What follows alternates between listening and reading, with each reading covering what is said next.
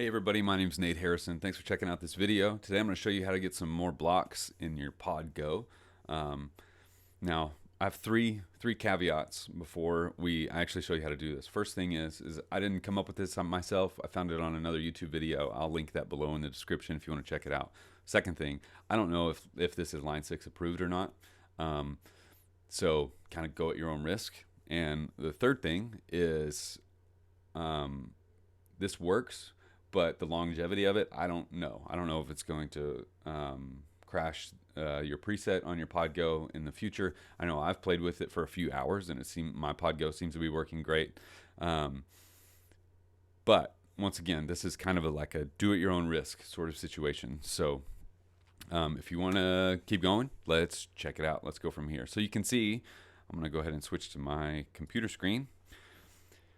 You can see here, a normal preset is going to look like this, a new preset. It's going to start out with volume, and then in wah, gives you two effects to play with, an effects loop, amp cab, EQ, and then two more effects to play with. Here is one that I built earlier.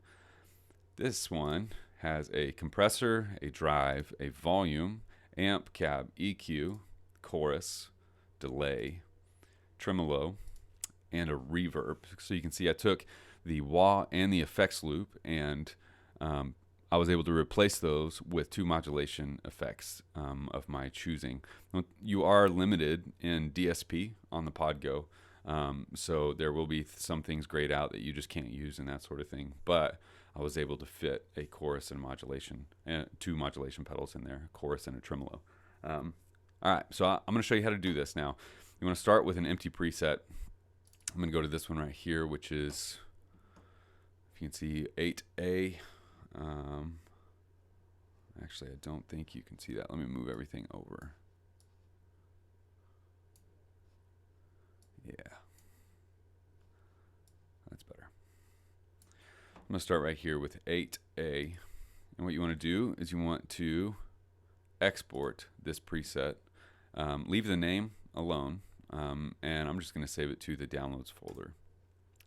Then what we want to do is we want to take that file that we just exported, and we want to open it with a text edit app. So you want to make sure that all applications are available to you. Go down to your text edit app and open it. What you're going to see is you're going to see your text editor open up with basically software code. You want to scroll down to the point where you find the DSP and blocks. So you can see right here are the blocks. DSP, block 9, block 3, block 8. What you're going to see is you're going to see in block 1, which if I go over to Podgo, starts off with 0. So you have 0 and then 1. Block 1 is going to be our wah pedal. So what I'm going to do is I'm actually just going to delete this. Delete the text right there. I'm going to delete it. So highlight, delete, and then I'm going to save this preset. I'm going to save it. You can see it's saved, which means this new preset file in my downloads folder should be this updated preset. Then I'm going to go back to Podgo Edit, right click on an empty preset. I'm going to import. I'm going to take what I just did, the file that I just edited, and load it in.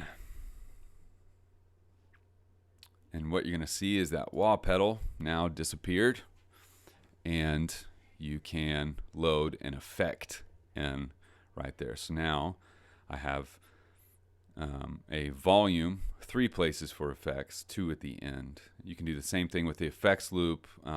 If you don't want the EQ in there, just remember that you're limited to DSP. So you can only load certain amount of effects in based on how much DSP they take up. So if you have really DSP heavy effects and amps or anything like that, you're still going to be limited. But what I was able to do, once again, I have a compressor, I have an air apparent, AC30, and then a couple modulations in addition to my delay and reverb. And this is kind of like perfect scenario. This is like would be a bass patch that I would start with. Couple good things to note is that you have to start from scratch. You can't take an already existing preset that you have and actually pull things out of it. Just start with an empty preset and go from there. But yep, that's how you get there. Thanks so much for watching, guys. If you have any questions, put it in the comments below. This should work on a PC just like a Mac. I just don't know how to use a PC very well, and so I just showed you how to do it on a Mac today. But thanks for watching, and yep, we'll see you in the next one.